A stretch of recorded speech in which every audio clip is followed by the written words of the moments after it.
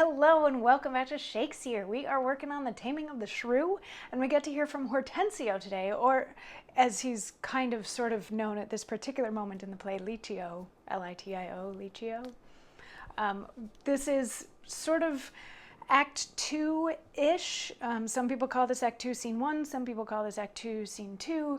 In the folio, there is no Act 2. He just went from Act 1 to Act 3. So this is somewhere towards the latter part of that Act 1 that then turns into Act 3 without stopping for Act 2 anywhere in the middle. So anyway, we're in that scene, and Hortensio is pretending to be Licio, a music teacher, so that he can woo Bianca. He's friends with Petruchio. Petruchio had come over to Baptista's place to try to woo Catherine because he wants to marry somebody rich, and nobody else wants to marry Catherine because she's really rude. Gremio and Lucentio had shown up. Lucentio is pretending to be Cambio, a teacher, so that he can get in and try to woo Bianca, pretending to be a teacher. And Tranio is pretending to be Lucentio. He brought like some books and learning materials to offer up like tutoring services to Bianca as well. So after all of these introductions happened, everybody introduced themselves to Baptista and stated their intent, most of them intending to woo Bianca. The ones who are teachers went inside to try to, start teaching lessons to Bianca and Catherine. And Petruchio and Baptista have a quick moment where Petruchio's like, so how much money am I going to get if I marry her? Like, how big is her dowry? And Baptista is like, it's sizable, but she's not going to like you. And Petruchio's like, that's fine. Doesn't matter. I like her.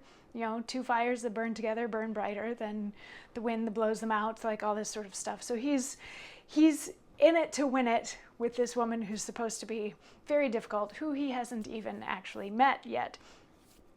So as they're going through that, Hortensio comes out with like a welt on his head, and they're like, what happened to you? And he's like, that Catherine would make a better soldier than a musician. Like, she can deal with firearms and swords and all that sort of thing, but music, no, that's not a thing. And they're like, you couldn't break her to the lute? And by break her to the lute, they mean break the same way that you would break a wild stallion in taming it or training it. And I only bring that up because the first line of this monologue is sort of a response. So they're like, you couldn't break her to the lute? And Hortensio says, why no, for she hath broke the lute to me. I did but tell her she mistook her frets, and bowed her hand to teach her fingering, when, with a most impatient devilish spirit, frets? Call you these? Quoth she. I'll fume with them. And with that word she struck me on the head, and through the instrument my pate made way.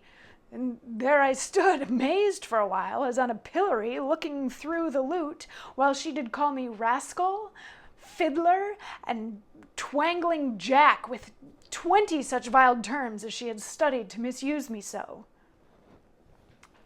So he went to fix Catherine's fingering. A lute is an instrument that kind of looks like a guitar. It's got the body, it's got the neck, it's got the strings on it. So he was showing her how to play the chords or play the strings, because she was doing it wrong. So she took the lute and she bashed him over the head with it, and then called him a bunch of names. So Hortensio has come outside and he's like, she's awful. Ugh, she's really, really awful. And the other guys are like, oh, sorry, sorry about that. But we all knew that she was kind of like that. Anyway, yeah. And Baptista's like, so, Petruchio, you want to woo her?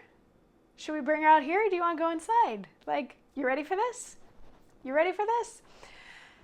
And Petruchio responds as tomorrow's monologue. So I will see you then for that.